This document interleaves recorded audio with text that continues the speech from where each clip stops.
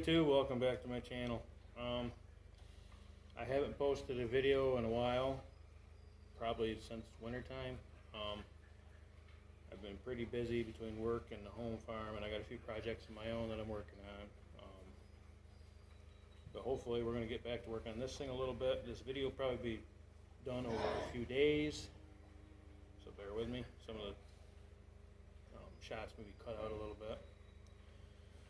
But on a different note, we've gotten all our crops in the ground. We put in corn and soybeans. We do have a few acres of oats, and we got like a small patch that used to be a garden that's about 1/4 of an acre I put rye on. I'll do a video, kind of a crop update, maybe a couple weeks.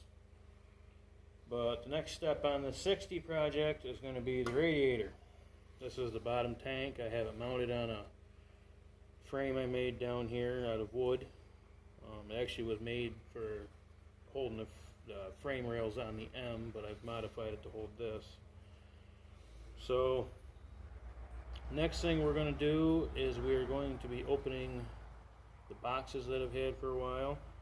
It should be a water pump and a radiator core. So we'll get to that next.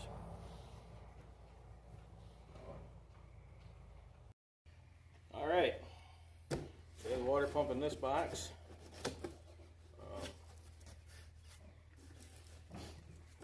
Got a new gasket. Here's the water pump. I'm going to have to paint it green. Looks like they painted it with silver paint because it isn't rusting. I've had it since probably before Christmas. But this is the style that has the bypass in it. It came with a plug, so I was real happy about that. So here's a new water pump.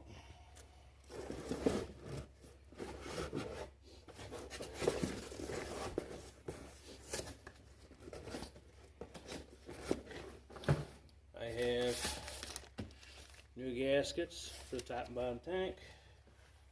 And now I have the core. I have not opened this at all since I gotten it. It is from A&I. Hopefully it's in good shape. Always want to worry about this kind of stuff getting shipped.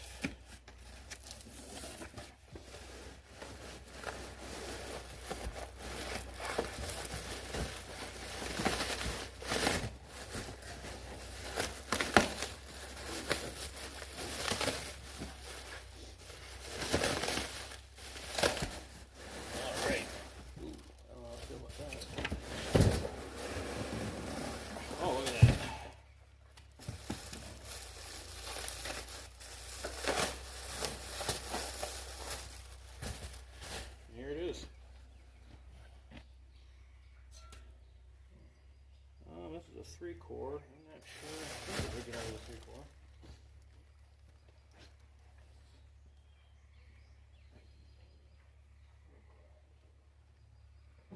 Okay, so this is a 3-core radiator. The original was a 4-core. So looks like the cores might be a little bit bigger in this one though. So nope. We got the stuff in box now. We are going to see how things fit. Okay, what we want to do is to make sure that fits in like it's supposed to, which is good. So that's good. So now we're going to get these surfaces cleaned up. And as far as back here, there was a bellows style thermostat in there, or bellows, I'm sorry, and that didn't work anymore, and I wasn't planning on buying shutters to put on the tractor, so I took the original unit out because I didn't want it to end up leaking in the future, and I made this plate to put in place. So we'll get this cleaned up, we'll get the surface down here cleaned up, and we'll put it on, and then we'll clean these surfaces up, and we should be able to mount the core. Hang with us. Okay, we've got our plate in the back here where the bellows style thermostat used to be. Now we're going to clean this surface up. and I'm going to run a tap through these holes.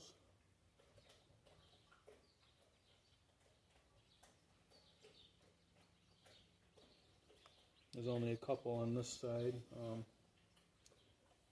Let's see, 1, 2, 3, 4, 5 taps to run on this side, and everything else has a nut on it. So we're going to get that done. I'm going to put you guys in time lapse, so don't take too long.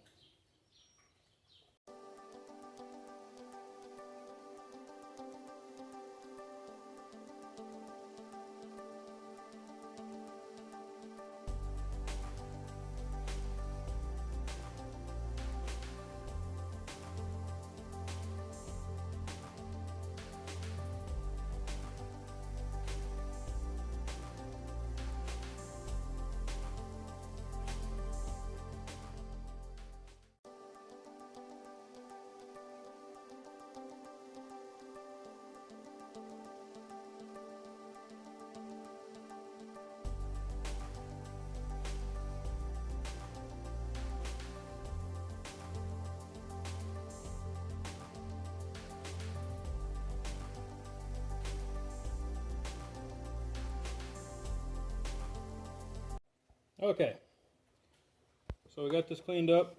I was using a soft sanding wheel to clean it up with.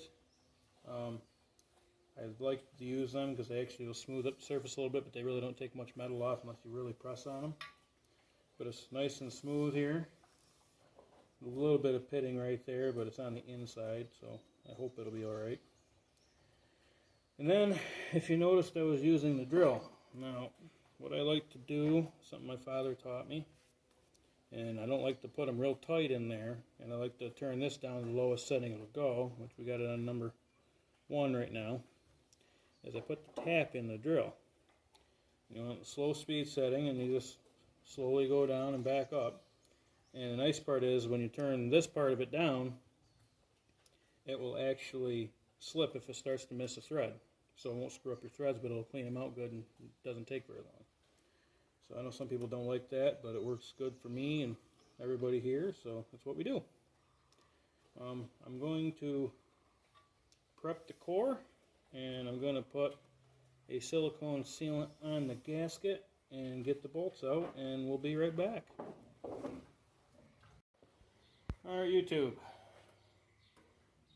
There was a mess up on my last video, well, the last recorded part for this video. It was so dark I couldn't see nothing. So I'm not going to put that in this video, but I will explain what I did. I think I left off with cleaning up this bottom tank. I put on a high-tack spray gasket sealant. Hopefully it'll seal it up good. And I used anti-seize on the bolts that screw into the cast. There's going to be 3 on this side, which would be the water pump side. And then there's 2 3/8 here and here, which you can tell aren't put in all the way yet. I got to re-tap the holes. Apparently I didn't go down far enough for the tap. That's my own fault. But everything fits good. No problems. But we put our sides on, each side, bolted them down tight, and when you tighten up these bolts, it's better to start in the center and work out each direction. At least that's the way I would do it. So, just looking in my parts book here, when something's been apart so long, it's a good idea to get a few ideas of how things go back together. Now, if you remember, I had a problem with 2 bolts in here in the last video, and my problem was actually they were the wrong length. So now that I know that, we're going to get them put in and get this top tank started. Stay tuned. Okay. Now, we're going to get our tap tank prepped. We'll clean up gasket surfaces, tap all the holes, and this side actually has studs that go in it. So I've got to figure out where they go by looking in the parts book. and then we'll be ready to put that part on. Stay tuned. Okay, I got it cleaned up, pretty smooth. There's a little bit of pitting right there and some other spots. So on this side, I'm actually going to use an RTV with the gasket, just because it's pitted pretty bad. This top tank's a little worse than I thought it was. When I tapped these holes down through here, some of them actually broke through. I don't think they're supposed to go all the way through, but the way it feels. So I'm actually going to take and put a little RTV on the threads of all these, but these are supposed to be all studs, and then the bolts go on this side. So I'm going to work on getting the studs in right now. I'm not going to record that. Most everybody knows how to put them in. You just double nut them and put them in. So yeah, we'll get them in and then we'll video putting the tank on. Okay, ready to do the top tank.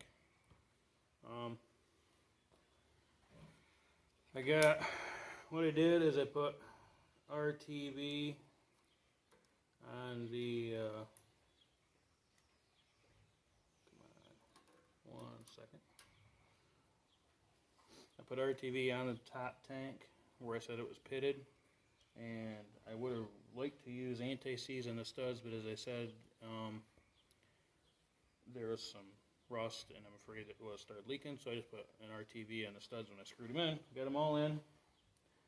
So now we're going to put the gasket on. On this side I'm just going to use a sealant because it's a flat new surface, and we'll set it on here. I'm going to anti-seize all the front bolts, and that'll be it. But I'm going to do this in a time lapse so it doesn't take so long.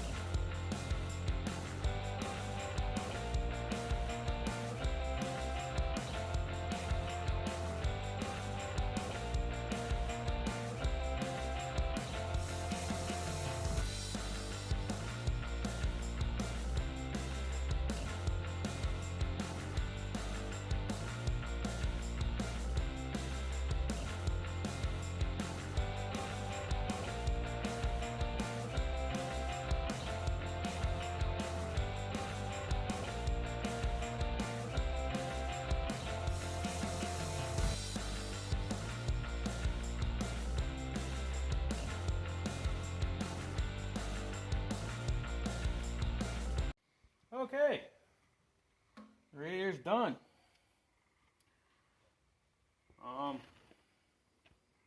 It was pretty easy, a little time consuming, but I'm happy it's done. I've been wanting to do this probably since January, I think, when I picked up these parts. This does put the water pump on, but we're going to do that inside the tractor after it's set in the tractor.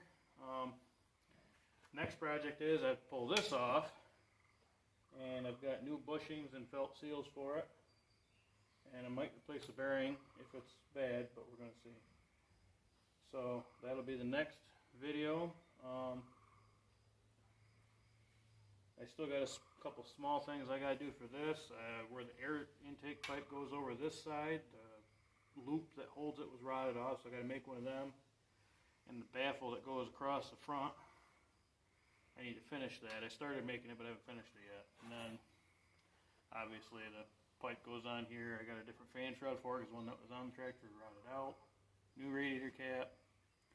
But this is as far as we're going to go for right now.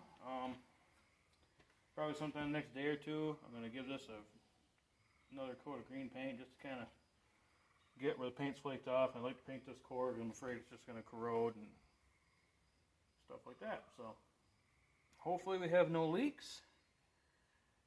I really don't want to have to pull this apart again here shortly, but time will tell. So I hope you enjoyed these videos, and if you like what I'm doing, comment, rate, and subscribe. Hit the bell next to the subscribe button to get notifications when I put up videos. Thanks for watching.